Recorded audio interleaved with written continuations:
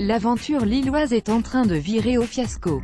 Après les déboires sportifs et économiques, ce sont les supporters qui ont décidé le week-end dernier de venir ajouter leur grain de sable dans la mécanique déjà grippée du club.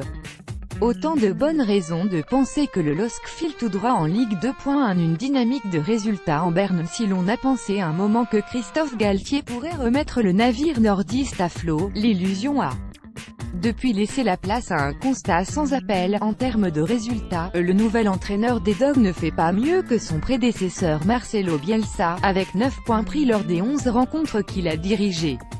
Une moyenne de 0,8 points par match, inférieure même à celle du coach argentin, 0,9.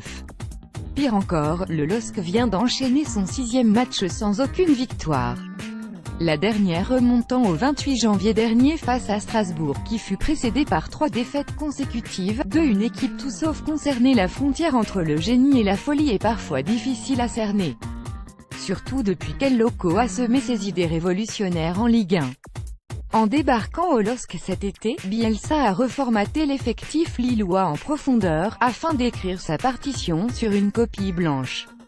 Un pari qui, on le sait aujourd'hui, s'est transformé en cacophonie alors que le chef d'orchestre, tout en improvisation, a été renvoyé à ses gammes, laissant ses joueurs tenter de rattraper le rythme métronomique imposé par la Ligue 1. Problème, en l'absence de cadre sur le terrain, ces solistes peinent à se sentir concernés par le chaos ambiant, et le public de commencer à pogoter dans les travails 3 des matchs. À huis clos jusqu'à la fin de la saison. Pour des débordements de leurs supporters, Bastia, Saint-Étienne et Nice ont connu le délicat exercice du match à huis clos. Une sanction à laquelle ne devrait pas échapper le LOSC après les échauffourées face à Montpellier. En théorie, une décision qui ne devrait pas faciliter la tâche de l'équipe dans sa quête de maintien, même si compte tenu des tensions actuelles avec une frange des supporters, l'absence de ces derniers n'est peut-être pas une si mauvaise chose.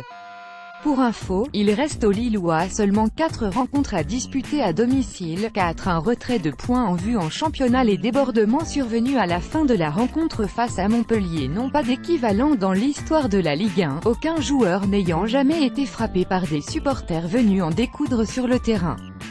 Pour rappel, le FC Metz avait écopé en décembre 2016 de 3 points de retrait dont un avec sursis, après les jets de pétards sur le garn de l'OL. Sanction qui avait été ramenée en appel à un sursis total de 3 points. Pas sûr que le LOSC bénéficie de la même clémence de la part de la commission de discipline de la LFP.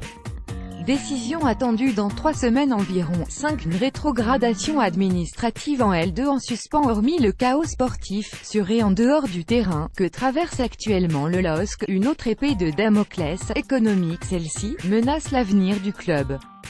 Déjà recadré par la DNCG en juin 2017 lors de la présentation de leur premier budget, les dirigeants du LOSC n'ont toujours pas présenté les garanties financières suffisantes pour convaincre la direction comptable de la Ligue de la stabilité économique du club. Résultat, la DNCG a prononcé le 3 février dernier la rétrogradation de Lille en L2 à titre conservatoire. Lille a donc jusqu'au mois de juin pour redresser la barre sur le plan comptable et sportif. Tout sauf une partie de plaisir. 6 Une procédure au prud'homme qui pourrait coûter cher. Licencié le 22 novembre dernier, Marcelo Bielsa n'entend pas quitter le club sans lui faire payer cher la rupture prématurée de son contrat. Le coach argentin réclame près de 13 millions d'euros en guise de salaire dû et environ 5 millions d'euros au titre de préjudice subi.